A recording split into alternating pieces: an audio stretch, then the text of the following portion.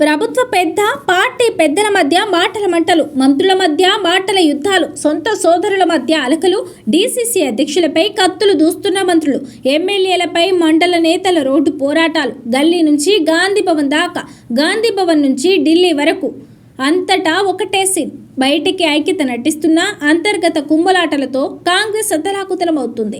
మంత్రులు ఒకరిపై ఒకరు లేఖలు రాస్తున్నారు. ఎమ్మెల్యేలు పార్టీ నాయకులతో ఘర్షణ పడుతున్నారు. డీసీసీ అధ్యక్షులు మంత్రులతో ఢీకొంటున్నారు. ఫ్లెక్సీలు దగ్ధమవుతున్నాయి. ఢిల్లీకి ఫిర్యాదుల వరద కొనసాగుతుంది. ప్రభుత్వం ఒక దిశలో సాగుతుంటే పార్టీ మరో దిశలో నడుస్తుందన్న అభిప్రాయం రోజురోజుకు బలపడుతుంది. ఏకంగా ప్రభుత్వాన్ని నడిపే పెద్ద, పార్టీని నడిపే పెద్ద ఢిల్లీలో నువ్వంటే నువ్వే అని అనుకున్నారనే వార్తలు వస్తున్నాయి. క్రమశిక్షణ కమిటీ నోటీసులు ఇచ్చినా నేతల తీరు మారడం లేదు. అధిష్టానం చూస్తూ ఊరుకుంటుంది.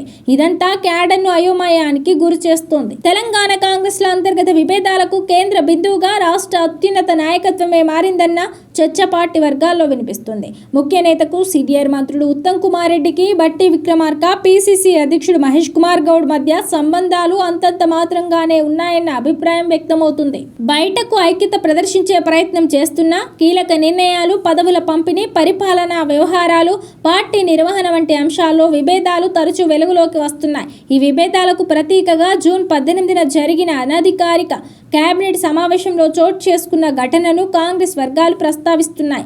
ధాన్యం సేకరణలో ప్రభుత్వం అపకీర్తిని మూటగట్టుకుంది. ఈ నేపథ్యంలో పౌర సరఫరాల శాఖ మంత్రి ఉత్తమ్ కుమార్ రెడ్డిని ఉద్దేశించి మీ శాఖ మీద మీకు నియంత్రణ ఉన్నదా అని ముఖ్యమంత్రి నేరుగా నిలదీసినట్టు ప్రచారం జరుగుతుంది. మంత్రివర్గ సమావేశంలోనే సీనియర్ నేతను బహిరంగంగా మందలించడం కాంగ్రెస్లో పెద్ద చర్చకు దారితీసింది.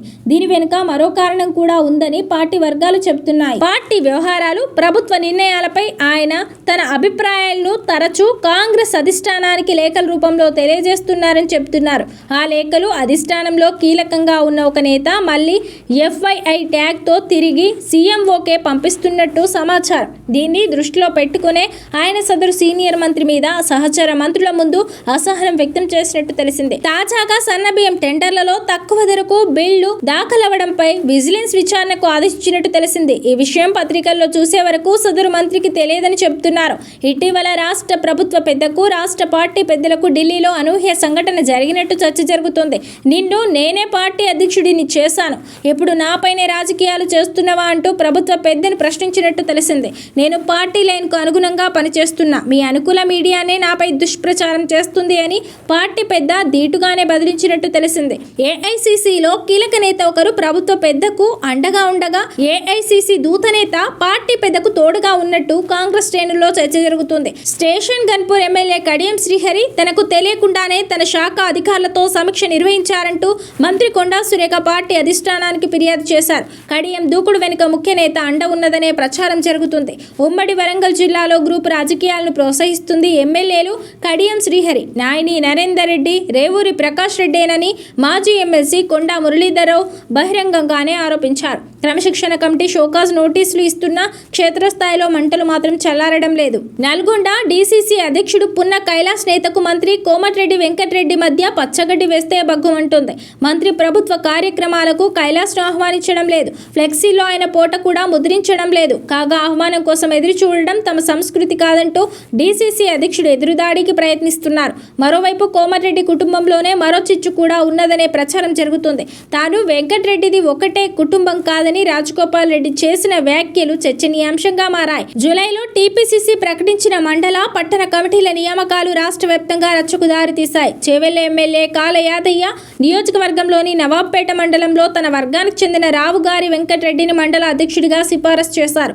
అప్పటికే ఆ పదవిలో ఉన్న సామ వెంకటరెడ్డి స్థానంలో మళ్లీ రావుగారి వెంకటరెడ్డినే పీసీసీ అధ్యక్షుడు ప్రకటించడంతో సామ వర్గం మద్దతుదారులు ఆగ్రహించి గాంధీ భవన్ ముందు ఆందోళనకు దిగారు. వికారాబాద్ జిల్లా నవాబుపేటకు చెందిన సీనియర్ కాంగ్రెస్ నేతలు గాంధీ భవన్ వద్ద ఆందోళన చేపట్టారు. తుంగతుర్తి ఎమ్మెల్యే మందుల సామెల్ 9 మండలాలకు అధ్యక్షులను ప్రకటించగా మాజీ మంత్రి దామోదర్ రెడ్డి వర్గం నిరసనలు చేపట్టింది. జాజిరెడ్డిగూడెం మండలంలో 2 వర్గాలు రోడ్డెక్కి రాళ్లు రువ్వుకున్నాయి. స్థానిక ఎంపీ చామల కిరణ్ కుమార్ రెడ్డికి ఎమ్మెల్యే మందుల సామెల్కు మధ్య కూడా విభేదాలు ఉన్నట్టు పార్టీ వర్గాలు చెబుతున్నాయి. పాలకుర్తి ఎమ్మెల్యే యశ్విని రెడ్డికి స్థానిక సీనియర్లకు మధ్య వివాదం క్రమశిక్షణ కమిటీ వరకు వెళ్లింది. ప్రభుత్వ సలహాదారు Shabbir Ali, PCC general secretary మంత్రి గడ్డం చంద్రశేఖర్ రెడ్డి మధ్య ఆధిపత్య పోరుపై విచారణ జరిగింది.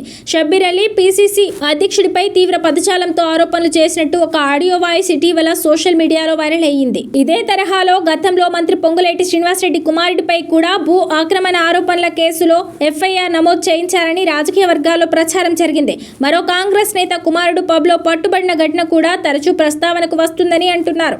ఈ పరిణామాలన్నీ నాయకులపై నేరుగా కాకుండా వారి కుటుంబ సభ్యుల ద్వారా ఒత్తిడి తీసుకొచ్చి రాజకీయంగా నియంత్రించే వ్యూహంలో భాగమేనన్న అభిప్రాయాలు పార్టీ నేతల అంతర్గత చర్చల్లో వ్యక్తమవుతున్నాయి.